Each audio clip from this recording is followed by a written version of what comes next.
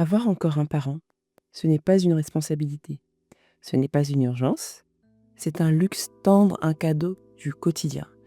Une petite joie discrète que la vie continue de nous offrir, parfois sans même qu'on s'en rende compte. Avoir un parent, c'est avoir une voix qui dit toujours notre prénom de la même façon, une personne qui se souvient de nous à 5, 10, 15 ans, une manière bien à eux de nous appeler au téléphone, un fou rire qu'on reconnaît instantanément, une recette qui n'a jamais le même goût quand quelqu'un d'autre la prépare, une façon de raconter la famille que seuls eux maîtrisent encore. Ce sont des détails, mais ce sont ces détails qui rendent la vie plus ronde, plus douce, plus ancrée. Oui, les années passent, mais certaines habitudes perdurent. Certaines choses ne bougent pas. Le petit tu es bien rentré ?» Les conseils qu'on n'a pas demandés et qu'on écoute quand même. La fierté maladroite, mais sincère.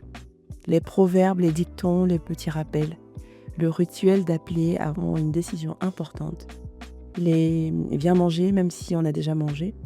Avoir encore un parent, c'est continuer à vivre dans ce fil invisible entre l'enfant que j'étais et l'adulte que je suis devenue. C'est comme garder une pièce de notre enfance dans notre poche, juste là, accessible et vivante. Et puis, il y a ces moments qu'on adore, même quand on fait semblant d'être pressé. Refaire le monde autour d'un thé, écouter des histoires entendues 1000 fois, mais qu'on redemande quand même, rire de petits souvenirs familiaux, faire des courses ensemble, cuisiner côte à côte, commenter les émissions de télé, débattre gentiment sur la meilleure manière de faire les choses, feuilleter un album photo ou s'asseoir dehors pendant qu'il raconte un peu avant notre époque. Ce ne sont pas des événements, ce sont des moments. Et c'est ça qui compte. Derrière tout cela, il y a une émotion profonde, une joie tranquille, presque une gratitude muette. C'est ce sourire intérieur quand ils décrochent au premier appel. Ils nous demandent des nouvelles de quelque chose qu'on pensait qu'ils avaient oublié. Ils répètent une blague qui nous fait toujours rire. Et ils nous reconnaissent dans un geste, dans une phrase, dans une attitude. Avoir encore un parent, c'est aussi se reconnaître dans quelqu'un, se voir à travers leurs yeux et sourire un peu plus largement. Et vous, prenez-vous vraiment conscience de ce privilège ? Parce que souvent, on ne réalise pas. On vit la présence de nos parents comme quelque chose d'évident, de normal, de « c'est comme ça ». On rit avec eux, on s'agace parfois, on partage des nouvelles rapides, on répond à leurs petites habitudes, sans toujours se rendre compte que tout ça est un cadeau immense. Alors j'aimerais vous inviter, vous qui m'écoutez, à faire un tout petit exercice de conscience. Demandez-vous, quelle est la petite habitude de mon parent qui me touche profondément ? Quel est ce rituel que je continue de vivre sans même le nommer ? Quelle est cette phrase, ce geste, ce regard que seul lui ou elle a ? Qu'est-ce que je ressens vraiment quand je suis en sa présence ? Et si j'écrivais tout cela, qu'est-ce que ça changerait en moi ? Parce que pratiquer la gratitude, ce n'est pas être gentil, ce n'est pas être spirituel et ce n'est pas faire semblant.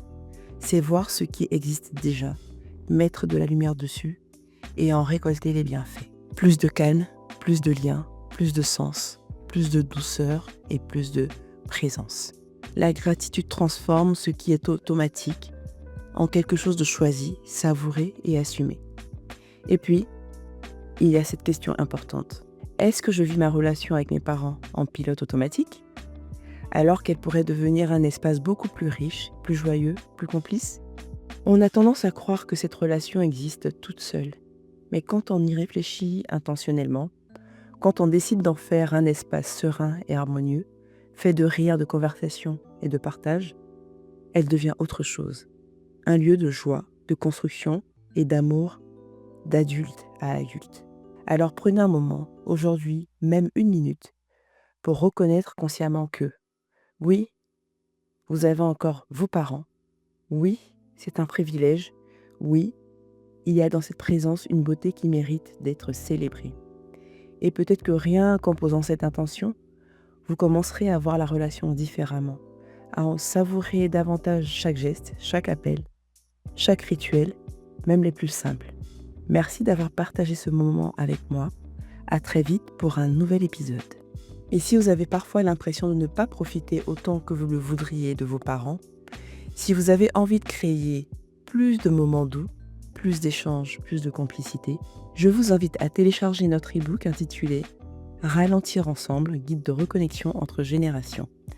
Un guide tendre, simple et plein d'idées pour savourer, approfondir et enrichir ce lien si précieux.